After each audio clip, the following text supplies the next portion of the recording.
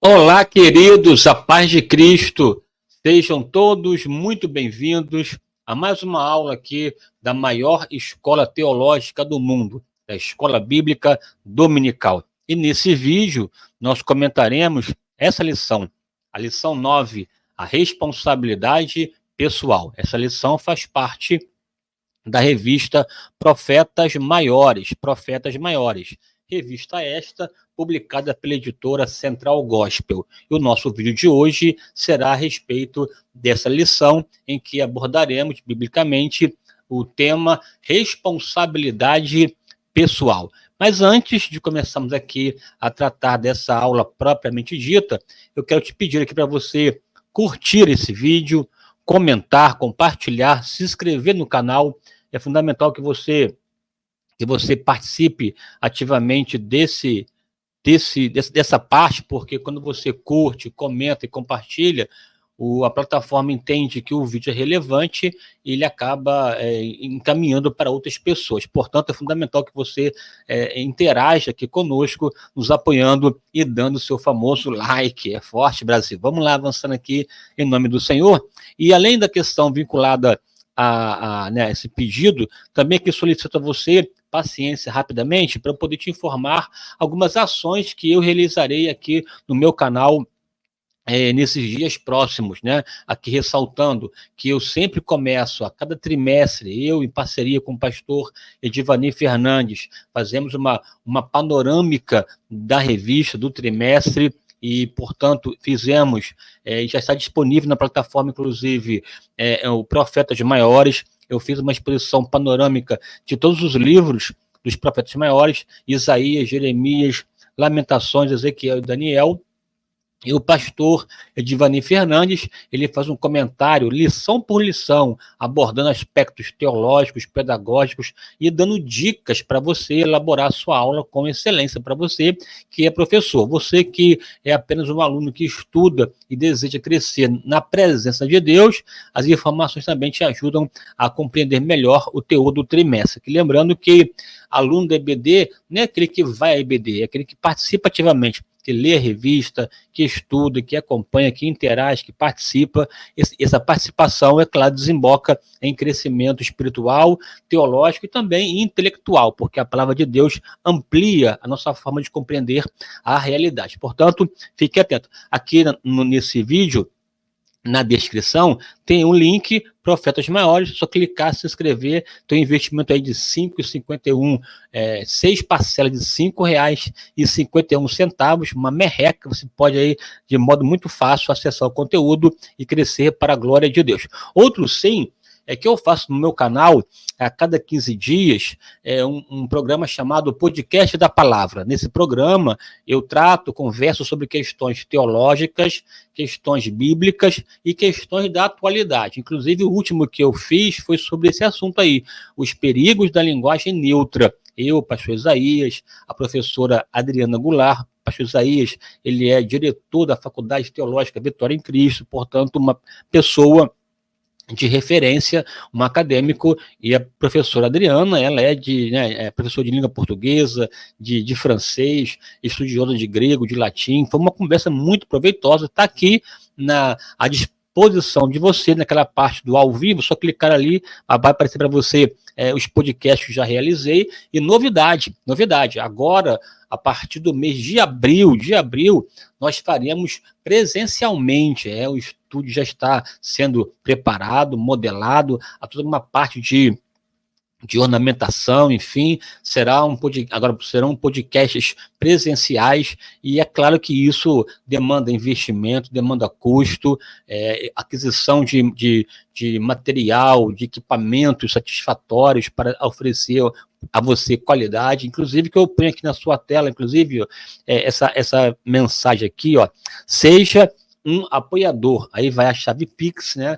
Esse Pix que você disponibiliza a Minha Vida, ele tem duplo dupla função. Uma função é abençoar a minha vida, minha casa, né? Assim, a Bíblia diz que todo trabalhador é digno do seu salário. Você que é abençoado no canal, que você admira, gosta e aprende com as lições, que interage, você pode, de acordo com a sua disponibilidade, com o que Deus colocou no seu coração, sem manipulação, sem artifícios outros, mas uma ação voluntária, pessoal, de foro íntimo, você pode abençoar a minha vida. Além de abençoar a minha vida, com esse Pix também, o recurso, a parte dele, a maior parte, na verdade, é utilizado para comprar equipamentos, para custear, inclusive, né, as despesas mensais que o presencial faculta, possibilita, melhor, exige, né? Então você, com essa forma, me abençoa. Não importa o valor, de R$1 a 1 milhão, pode abrir o coração e abençoar em nome de Jesus, viu? Qualquer recurso,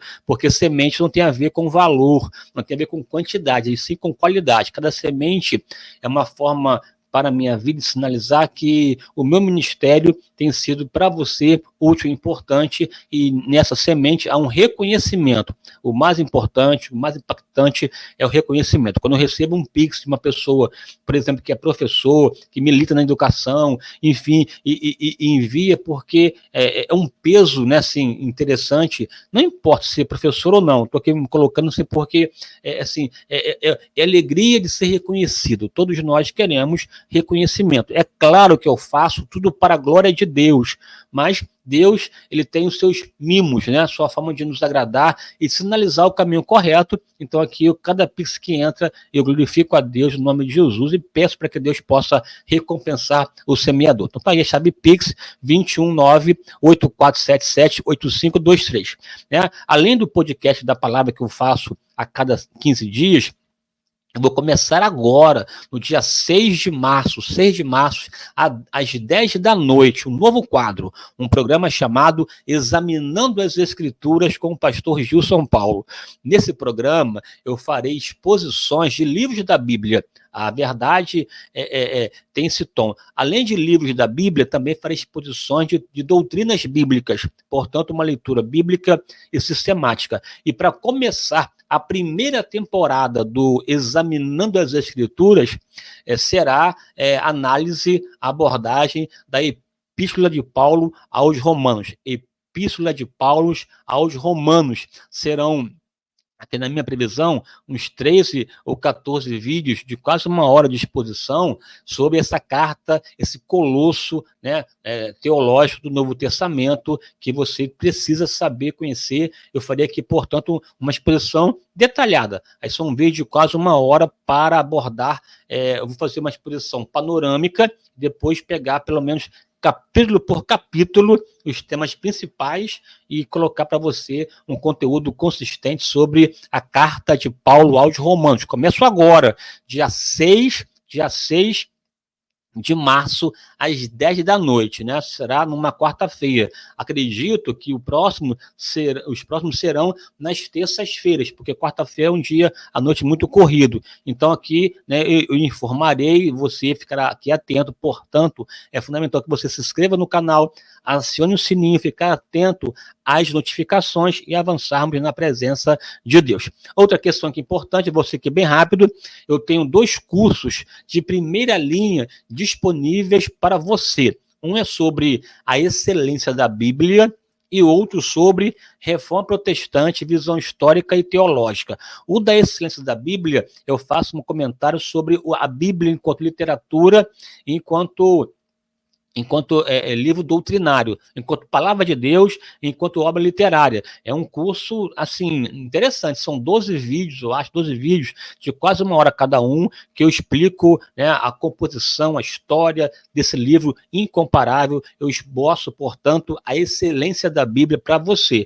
Para acessar, aqui na descrição tem um link, é só clicar e se inscrever. Há um custo, são 12 parcelas de R$ 9,70 ou uma parcela única de R$ 97 você vai estar investindo na sua vida. Já o curso Reforma Protestante, na minha cabeça, é minha obra-prima, assim, né? É excelente, rico. Eu sou professor de história, portanto, é a minha área. Eu conheço um pouco sobre esse momento importante da história da igreja. Eu fiz uma abordagem histórica e teológica sobre a reforma. Você pode acessar e crescer na presença de Deus. Esse curso, ele custa, na verdade, 12 parcelas de R$14,70, mas você pode usar o cupom de desconto, que é Reforma 506. Aqui, ó, Reforma 506, usa o cupom, tem um desconto de R$40, sairá aí quase 12 prestações de R$50 mais ou menos, perdão, 12 prestações de R$10,50 mais ou menos, viu? Portanto, um curso de excelência com preço imbatível. Eu vi um curso semelhante a este custando R$500. Esse vai pagar R$90, R$100, basicamente, uma coisa de excelência, e com certeza aqui eu digo sem medo de errar, sem soberba, um curso de excelência. Vale a pena você investir no seu crescimento para a glória de Deus, para a glória de Deus. Mas vamos lá, aqui avançando. Já agora sim, a aula propriamente dita. O texto bíblico básico, Ezequiel 18, versículos 20 ao 27. É importante você ler Ezequiel todo, Ezequiel 18, 19, 20 e 21. Todos os 4 capítulos tratam sobre responsabilidade. Responsabilidade individual, responsabilidade dos príncipes, responsabilidade do povo e a responsabilidade de Deus. Deus tem compromisso consigo, portanto, ele não ignora a sua própria palavra. E você vai entender as razões que tratam sobre a responsabilidade. O texto bíblico áureo, né? O texto áureo é esse, Ezequiel 18:4. Eis que todas as almas são minhas, como a alma do Pai, também a alma do Filho é minha. A alma que pecar, essa morrerá. Na verdade, o tema básico é isso, a alma que pecar, essa morrerá. Uma individuação, uma individualidade, tratar pessoa por pessoa, cada pessoa. Os objetivos básicos, como sempre, tríplice. Primeiro, compreender os efeitos das suas decisões diante de Deus. Segundo, entender que somos criados pelo Senhor como seres dotados de responsabilidade individual e avaliar, é claro, à luz da palavra de Deus, se suas atitudes estão corretas. Vamos lá aqui, ó. Eu botei assim na minha introdução. Em Ezequiel 18, do 1 ao 20, o profeta se torna um teólogo. De pastor preocupado com o cuidado e a cura das almas, de um profeta que declara conselhos de Deus, para teólogo que trata de doutrina da responsabilidade pessoal. E a chave básica dessa questão aqui é o versículo 20, a alma que pecar, essa morrerá. O que eu quis colocar aqui? Quando você analisa o profeta Ezequiel, basicamente, você vê essa figura emblemática do profeta que, mesmo no contexto adverso, na Babilônia, junto ao rio Quebar, a Bíblia diz que os céus se abriram e eu vi visões de Deus, um profeta visionário, e a partir das visões ele tem um tom profético intenso, né, com profunda revelação e duro, inclusive. Tanto que ele come aquele rolo escrito por dentro e por fora, e no rolo havia lamentos e choro, né? Portanto, uma palavra dura, pesada e tal, enfim, é tudo uma situação que ele profetiza enquanto profeta, enquanto uma pessoa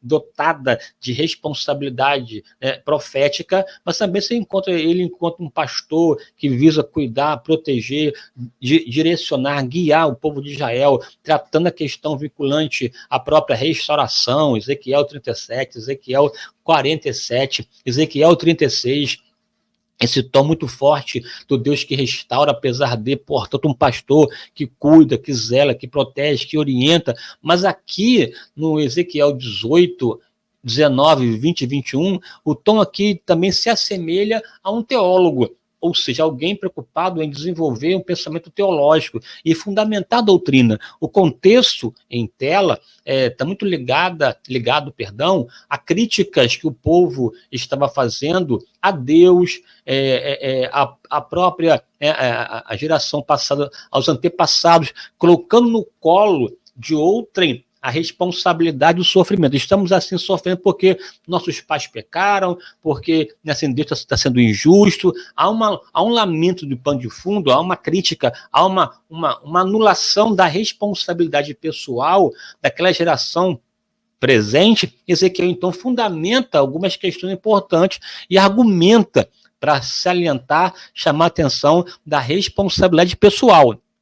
É tão forte isso que o próprio profeta Jeremias, quando escreve a sua profecia, que tem um contexto correlato com Ezequiel, ele afirma em Jeremias 5:1 que se você fosse andar, antes de ir pelas ruas de Jerusalém, vai em cada bico, em cada canto, e vê se você encontra uma pessoa justa. Se encontrar, eu cesso aqui o castigo. No entanto, não há ninguém, não havia ninguém que estivesse na brecha. Todos pecaram, prevaricaram, se afastaram. A geração que estava ali não tinha prazer na lei do Senhor, e como uma jumenta no cio, ao fragor do vento se deitava com qualquer tipo de animal debaixo das árvores. Então aqui é uma denúncia, e aquela geração também tinha a sua coparticipação, tinha a sua atuação, e o profeta Ezequiel aqui no texto, ele trabalha com excelência essa ideia aqui, destacando a responsabilidade pessoal. Eu vou aqui com você caminhar para desenvolver essa ideia, e a minha oração é que você entenda que você é sujeito. Deus te deu poder,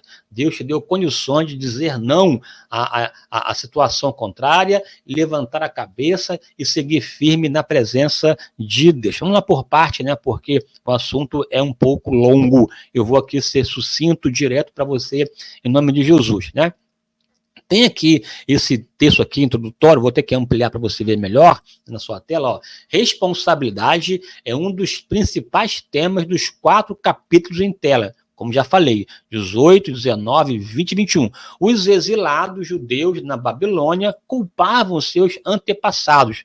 Ezequiel explicou o quê? Primeiro, Deus julga as pessoas de modo individual e não pelos pecados de outrem. Ezequiel 18. O 19 ressaltou que os líderes judeus eram responsáveis também pelas decisões insensatas, que ali é o contexto que eles comprados, ali no caso, aos filhos do leão, os filhos da leoa, bem como também a videira que, de fato, se perdeu, destacando o comportamento da liderança. A própria nação tinha um longo histórico de irresponsabilidade. No 20, Ezequiel faz um recorte histórico e pontua que a nação como um todo, coletivamente, também tinha seu papel de responsabilidade. E, por fim, o próprio Senhor tinha a responsabilidade de ser fiel a si mesmo, e por isso o disciplinava. A aplicabilidade da justiça, do castigo, é porque Deus não pode negar a si mesmo. Há um princípio bíblico em que você honra a Deus e Deus te honra, mas se a pessoa também se desobedecer, as consequências também acontecem. Se quiseres, podereis comer o melhor da terra, mas se fores rebeldes, sereis devorados à espada. A palavra lá de Isaías, capítulo 1, que é muito clara em relação a essa relação de via de mão dupla, e Deus não pode ignorar a sua própria pessoa. Então, desenvolve de modo claro essas responsabilidades múltiplas. E aqui o foco é o capítulo 18, que versa sobre a responsabilidade pessoal, individual, minha e tua. Ninguém pode responder por você, você é responsável pelas suas respostas, Eu comecei aqui a tratar aqui sobre um tema importante de fundo, que é a tal maldição hereditária, de pai para filho, como as pessoas sofrem. Aqui daria pano para manga, não vou aqui entrar miúdo em relação à questão. O próprio povo judeu, os israelitas,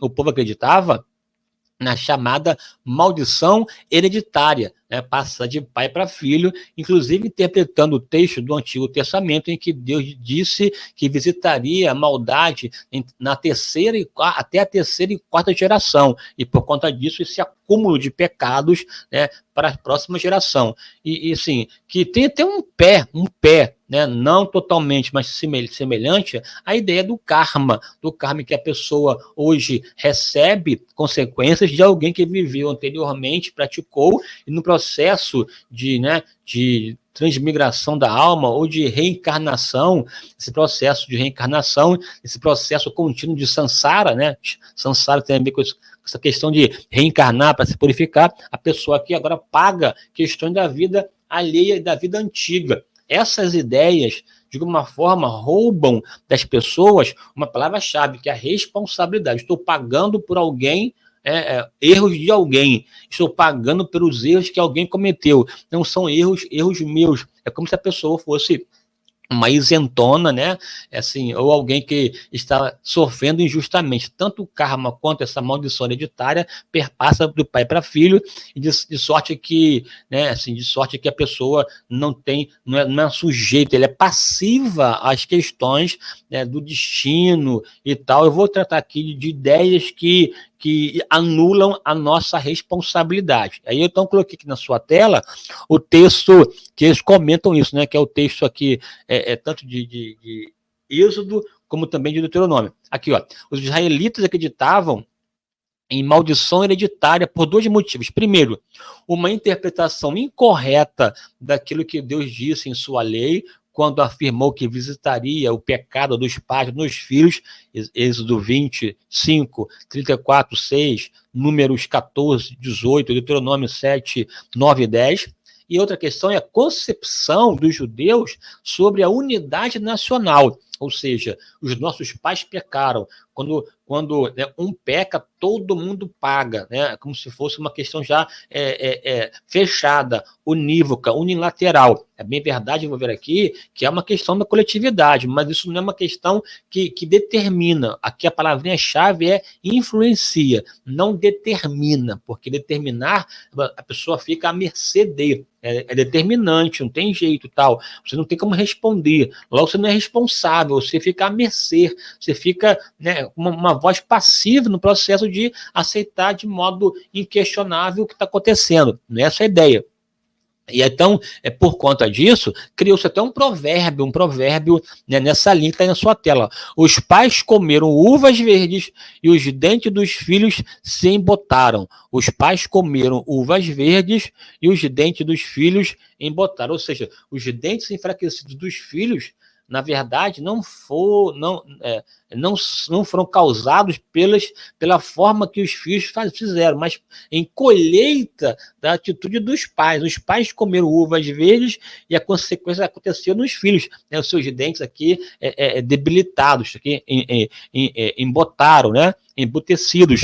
Aqui, de sorte que Deus diz, ó, esse ditado não será mais dito em Israel. Vamos parar de conversa fiada, essa que é a ideia.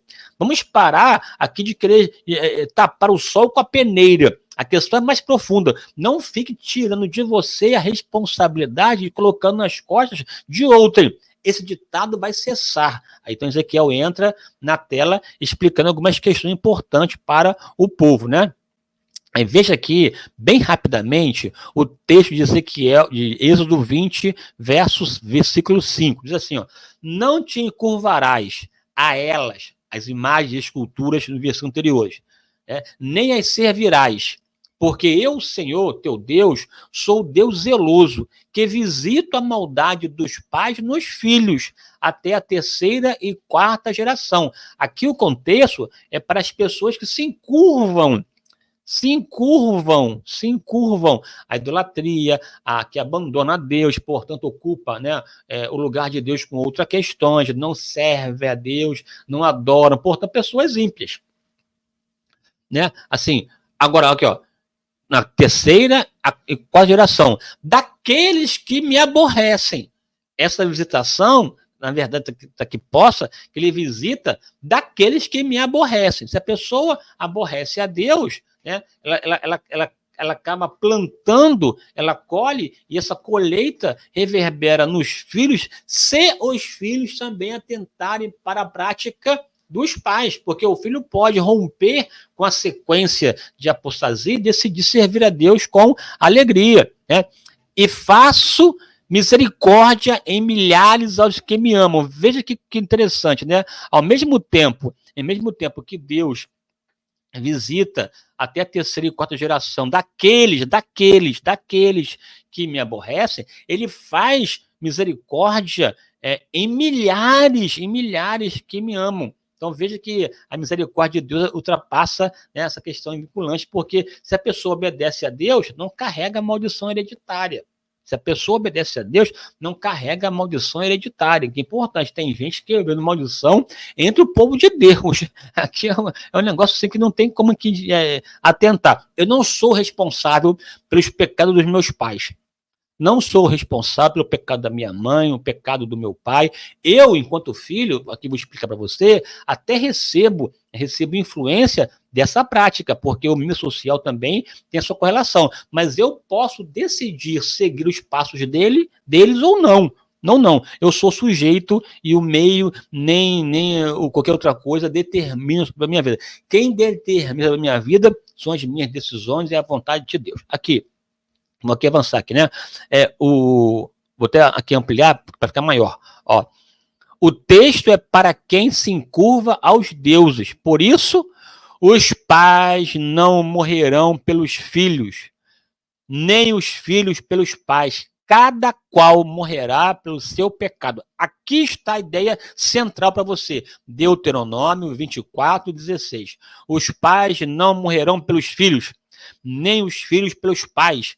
Cada qual morrerá pelo seu próprio pecado. Cada qual morrerá pelo seu próprio pecado. Aqui veja que até no Antigo Testamento a ideia da individuação, da individualidade da prática pecaminosa e das consequências atreladas a ela, né? Vamos aqui avançar. Olha, analisando aqui Ezequiel 18, ele esboça várias situações hipotéticas, né? De homens que eram fiéis e tiveram filhos infiéis. Homens infiéis tiveram filhos fiéis, mostrando que cada um, na verdade, recebeu por conta da sua própria ação. Se a pessoa ela é pecaminosa, pecadora, injusta, e pratica 8 injustiças que ele enumera, e o filho for justo, não vai cair nele os pecados dos pais. Da mesma forma, se o pai for justo e praticar justiça e o filho injustiça,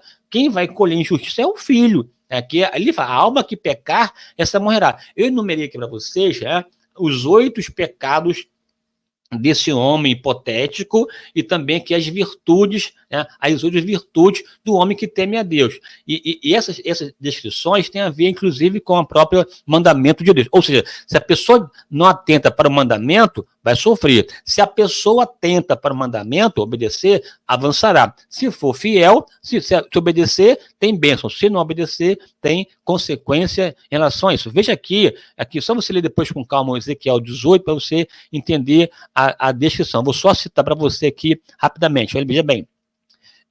Participar de banquete nos altos, ou seja, praticar a idolatria. Vou botar isso aqui para poder a minha carinha aqui aparecer para você, né? Participar de banquetes nos altos, ou seja, idolatria. As pessoas subiam ao monte para praticar idolatria. Adorar ídolos em sua própria terra, portanto, deixando Deus e praticar idolatria, que está ferindo o decálogo, né? Cometer adultério, também fere o decálogo. Tornar-se imundo, ou seja, se profanar, explorar outros, roubar outros, ou seja, cometer a injustiça. E por fim, vou tirar aqui meu rosto aqui agora, emprestar dinheiro com juros, ser uma agiota, com usura, e exigir lucro. Ou seja, esses 8 pecados aqui, desembocam em castigo. Agora, tem também aqui as pessoas que têm virtude, aqui, ó, devolver. Vou botar isso aqui, tá menorzinho aqui, ó. Isso. Agora sim, né? Aqui, ó. Maravilha. Esse tá melhor. Aqui, ó.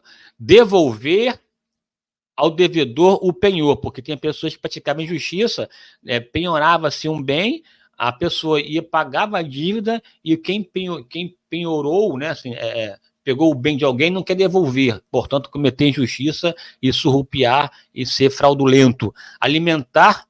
A pessoa devolve o penhor, alimentar os famintos, pratica justiça, veste o nu, solidariedade, vive retidão, de acordo com a palavra, promove justiça, portanto, alguém que ama a justiça, viver de acordo com os estatutos, obedecer seus preceitos e viver com integridade, essa pessoa aqui não carregará a herança maldita dos pais. Um homem de coração e espírito novo, está no versículo lá 31. Portanto, aqui distingue. A alma que pecar, essa morrerá. A alma que pecar, essa morrerá.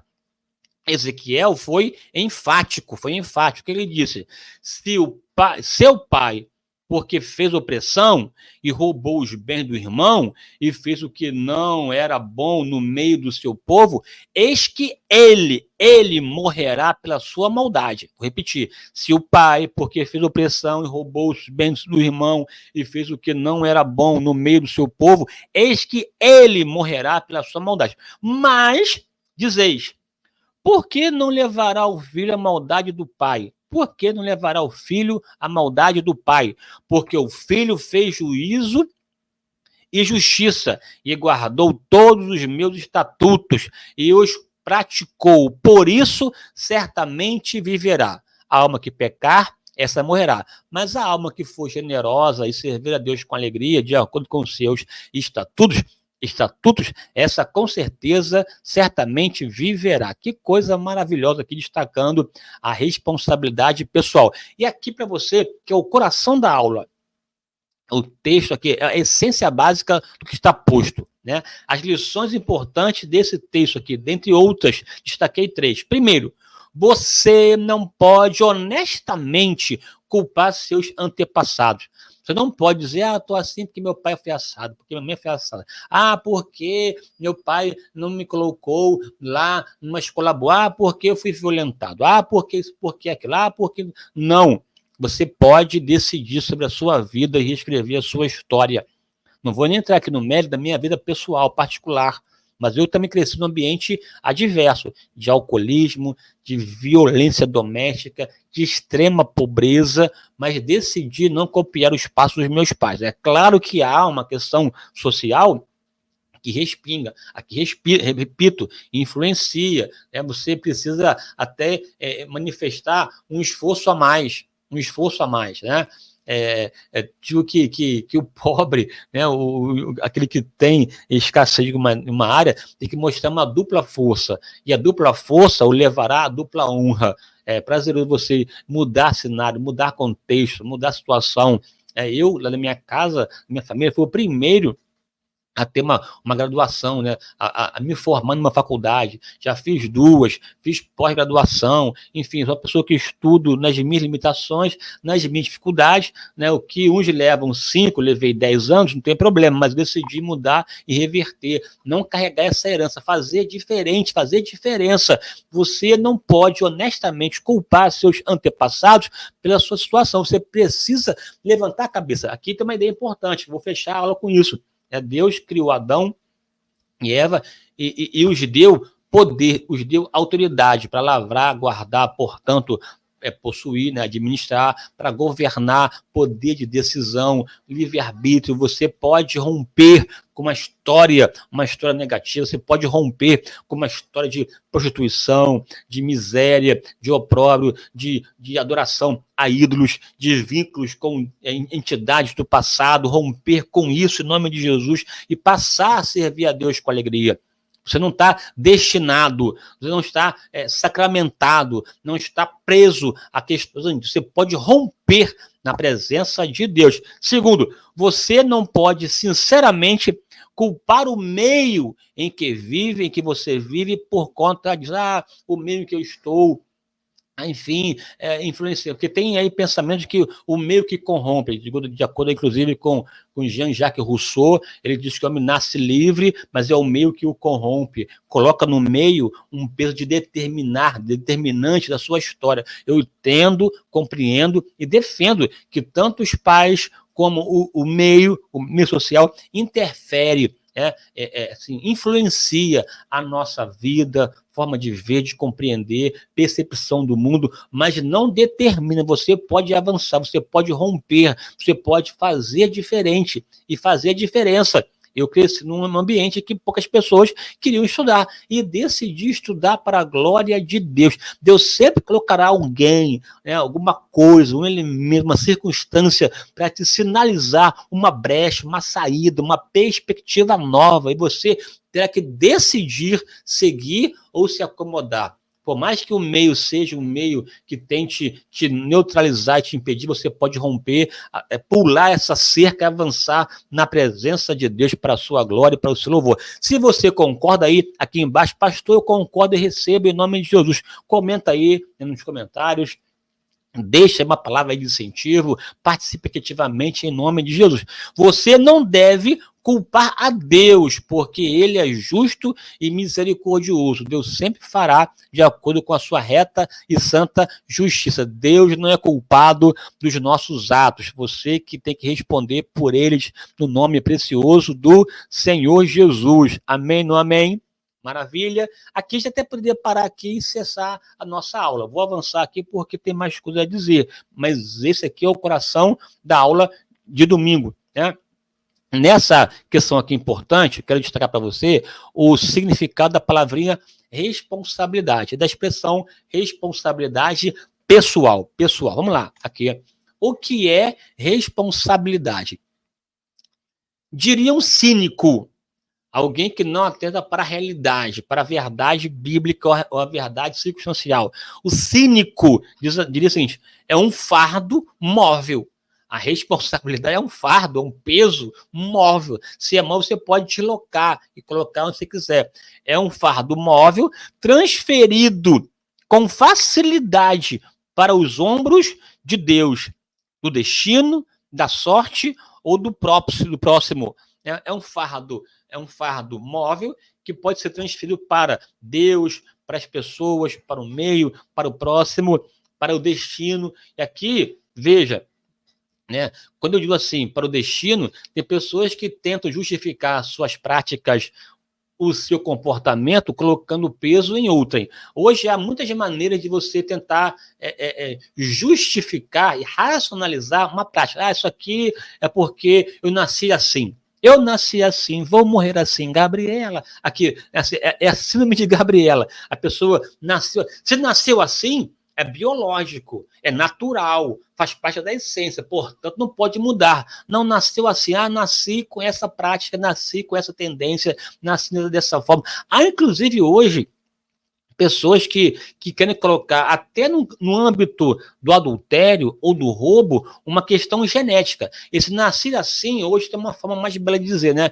Isso é uma questão genética. Ele carrega um gene, né? Uma disposição para ter tal comportamento. Inclusive, gene, né?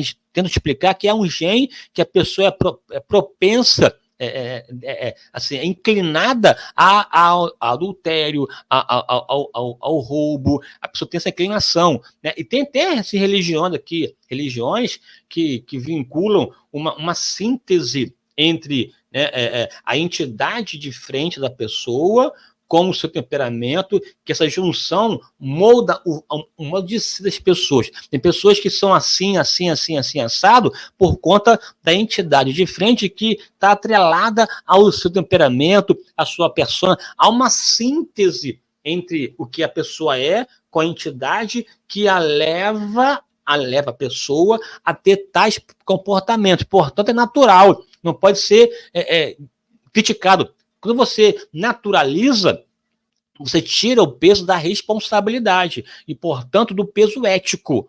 Ético tem a ver com a conduta ideal, a ética tem a ver com o comportamento, a decisão da pessoa, e ao dizer que é genético, naturaliza. Não, se não for genético, é a força do destino. Estava escrito nas estrelas, portanto, há esse fatalismo colocado, essa determinação do cosmos, né, das estrelas, em que a pessoa aconteceu porque tinha que acontecer, né? Estava escrito, portanto aconteceu, portanto um determinismo que rouba da pessoa a responsabilidade, a capacidade de responder, de decidir. Aí a pessoa então coloca a vida à mercê da sorte ou do azar. Sorte e azar são casualidades. Não depende do que a pessoa faz. Portanto, né, é o peso aí do peso do discurso determinante genético. Não nasceu assim, desde criancinha, desde pequenininha já era assim. A pessoa anula a capacidade de pensar e o meio social de experiências e tal. O homem é um ser psico-biosocial e espiritual, tem essas interferências todas, mas é capaz de examinar. Examine, pois, o homem a si mesmo. Ou seja, refletir, reflexão, análise, ponderação e a partir daí decidir o que fazer enquanto senhor da sua história. É claro que a nossa decisão se dá no âmbito relativo, nessa relativização da existência, mas, porém, sinaliza que eu posso intervir e a minha intervenção pode se traduzir naquilo que eu desejo para a minha vida. Olhando, esquecendo-me das coisas que para trás ficam, e avançando para estão diante de mim, prossigo para o alvo. Tem a ver com a pessoa capaz de decidir e tomar decisão. Então, o cínico coloca a responsa nas costas de outro, inclusive nas costas de Deus, por que Deus? Por que Deus? E Deus tem nada a ver com isso. Às vezes a pessoa cavou a situação e está lá gemendo por conta da sua própria decisão. Aqui, nessa outra aqui, isso. Maravilha. Aqui, ok. Veja, para o honesto, responsabilidade são as condições de responder. Responsabilidade tem a ver com resposta, com aquilo que eu faço, com as minhas decisões, com as minhas ações. Condições de responder. Eu posso responder, porque se eu sou uma pessoa incapaz, eu tenho que ser tutelado. Não se pode imputar ao incapaz um crime porque ele não tem condição de responder. Aqui, até no ponto de vista legal, isso acontece. Agora, a pessoa que é dotada de capacidade de raciocínio, pleno juízo, ela é responsável pelos seus atos. E só há, inclusive, princípio de estrutura jurídica de responsabilização sobre alguém capaz de responder. Não se pode imputar situações de peso a alguém que não tem condições de responder. Ele não pode ser responsabilizado porque ele não tem ainda condições para. Depois que atinge a maioridade, sua consciência plena, ele passa a responder, portanto, ele é imputável.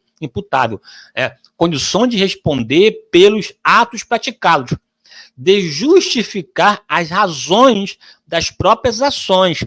Portanto, quando se pensa em responsabilidade, tem a ver com a expressão eu decido. Decidir fazer aquilo, decidir não fazer aquilo. Você pode decidir, você pode dizer sim e pode dizer não. Você decide. Quer dizer sim para Deus ou dizer não para Deus? Dizer sim para Deus e não para o pecado. Você decide, você tem estruturas em Deus para vencer as tentações. Tentação só tem sentido se a pessoa puder dizer sim ou não.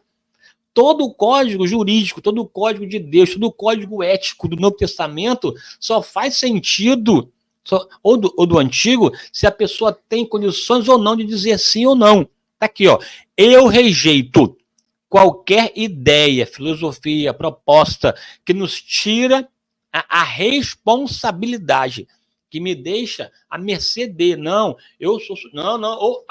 alto lá, isso aqui não quero. Opa, alto lá, isso aqui é meu, eu decido. É como o filho pródigo, levantar-me-ei, irei ter com meu pai. Ele somente mudou de vida quando caindo em si, autopercepção, conhecimento, percepção da realidade, leitura do espaço em que ele estava vivendo, de escassez, humilhação, comendo ou desejando comer comida de porcos, e aí ponderou, refletiu, examinou, avaliou, e caindo em si, recobrou a sanidade, e caindo em si, disse, levantar-me-ei, irei ter com meu pai, dir-lhe-ei, pai, pequei contra os céus, e perante ti, veja, ele fez a leitura do espaço, caiu em si, recobrou consciência, a consciência o iluminou e o impeliu à presença de Deus. Ele, portanto, estabeleceu até o passo a passo, um projeto, um planejamento, levantar-me-ei, atitude, irei ter com meu pai, estabeleceu o alvo, estabeleceu o discurso, e dir-lhe-ei, pai, pequei contra os céus, e perante ti, um discurso que envolve dimensões espirituais, dimensões sociais, dimensões pessoais, portanto, uma amplitude poderosa, fruto da iluminação de Deus na vida dele, mas a decisão dele de levantar-se e de ter com o Pai e recomeçar a história. Recomeçar é difícil, dar a mão à palmatória não é fácil, mas a pessoa decide reescrever. Portanto, a pessoa é responsável. Eu rejeito qualquer ideia que nos tire a responsabilidade. Hoje há uma gama enorme de filosofia que transita no determinismo biológico, determinismo geográfico, determinismo climático, né, determinismo social. Não, quem determina na minha vida sou eu. Eu sou sujeito das minhas ações e Deus me deu livre-arbítrio. E o livre-arbítrio é a capacidade de escolher e decidir. Beleza? Você é responsável por você. No Novo Testamento, essa ideia da responsabilidade pessoal ganha vez e voz com amplitude. O próprio Jesus desenvolveu essa ideia em relação ao discurso ali, por exemplo, do cego de nascença. Rabi, quem pecou, este ou seus pais, para que nascesse cego? Jesus respondeu, nem ele pecou, nem seus pais, mas foi assim para que se manifestem nele as obras de Deus. Portanto, aqui não tem a ver com essa carga hereditária, tá? Essa carga hereditária. Não, tem uma questão aqui que envolve para além das situações presentes, até da responsabilidade dele. Uma situação que aconteceu para além do que ele cometeu. Mas o fato é que Jesus rompe com essa ideia da hereditariedade. Paulo afirmou de maneira que cada um de nós dará conta de si mesmo a Deus. Ou seja, aqui o contexto inteiro aqui tem a ver com decisões que tomamos, que fazemos, e essa fala aqui, uma fala que fecha a questão, né? De maneira que cada um de nós dará conta de si mesmo a Deus. Você decide, quer pagar o mal com o mal ou pagar o mal com o bem? Você quer, na verdade, praticar a injustiça ou a justiça? Quer oprimir o órfão e a viúva ou quer ser generoso? Você quer viver em pecados ou quer servir a Deus com alegria e adorá-lo na beleza da sua santidade? A bem da verdade é que cada um responderá diante de Deus. O que fazemos aqui nesse mundo refletirá na eternidade, no mundo pós-túmulo.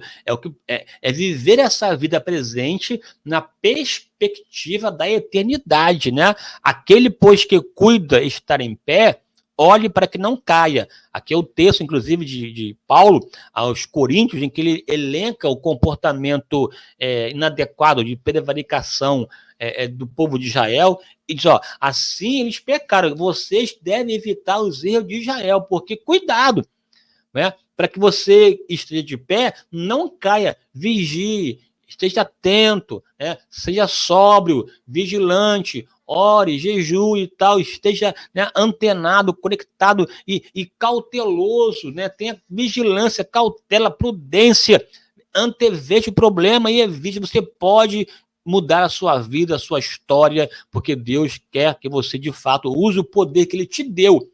E poder esse que é potencializado quando você vive para a glória do Senhor. É o texto lá, claro, de 2 Coríntios 5, 10, que cada um de nós, né, receberá o nosso galardão segundo as nossas obras, conforme o que fazemos. É viver aqui agora na perspectiva da eternidade. Pois bem, resumo da ópera. Eu sou responsável. Você pode aí escrever, pastor, eu sou responsável. Eu coloquei aqui rapidamente 3 forças que atuam em nossa construção individual, né? A nossa história é constituída a partir de 3 forças. A primeira força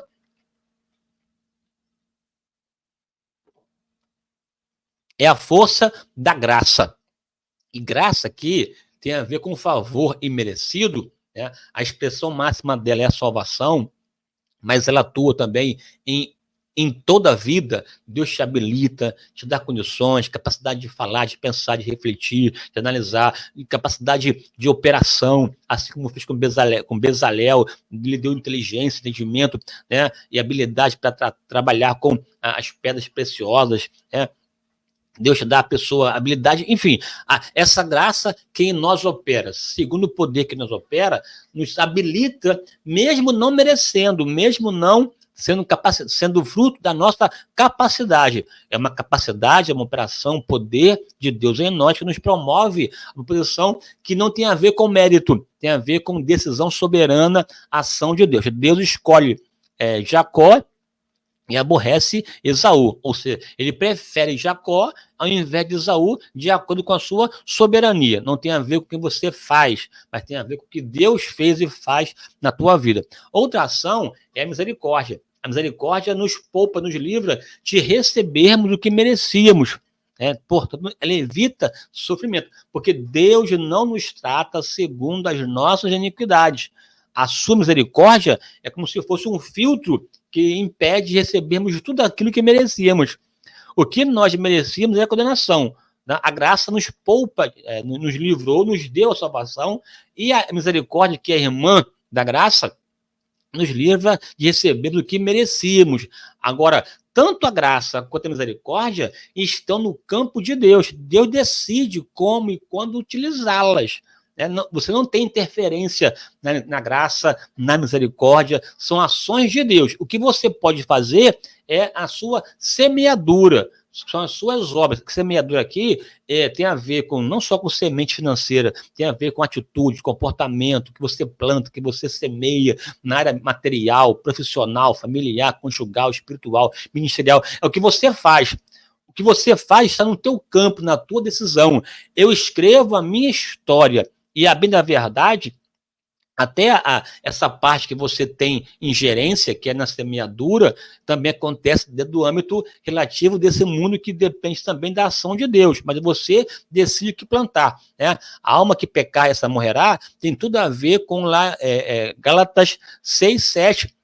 Tudo que eu me plantar, isso também ceifará. Aqui você está no campo das nossas decisões. Aí pergunto, o que você está fazendo com a tua vida? O que você está fazendo com a tua vida?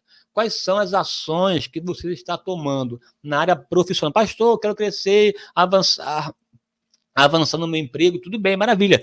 O que você tem feito na direção do seu crescimento profissional? Pastor, eu quero restabelecer o meu casamento. Maravilha. O que você tem feito, semeado na sua casa, em relação a tempo, investimento e dedicação à sua casa? Pastor, eu quero desenvolver minha vida social. Maravilha. Você tem dispensando tempo, recursos a desenvolver a sua vida social, ou só fica em casa, dormindo, vai trabalhar, se isola na sua sala, aí vem para a sua casa, fechou a porta, não interage, não.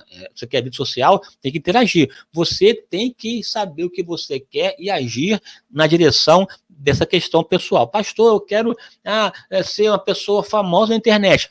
Então vai lá, se lança, faça vídeos, aula de EBD, faça programa examinando as escrituras, comece a se lançar, faça podcast e poste lá nos rios e tal, enfim, vai se vira, meu amigo, se vira e você vai colher o que você está plantando, com certeza. Aqui, exemplo, eu nesse canal aqui, eu tinha um seguidor, decidi mudar esse cenário e ter visibilidade na internet, aqui em especial no meu canal. Hoje são quase 1.300 pessoas. É pouco, mas se comparar com uma pessoa só, já cresci de modo assim extraordinário. Tem a ver com as suas ações. Você faz, há uma resposta. Portanto, se levante, faça e avance na presença do Senhor. E aqui concluo, inclusive utilizando a própria conclusão da revista Em Pauta, na sua tela.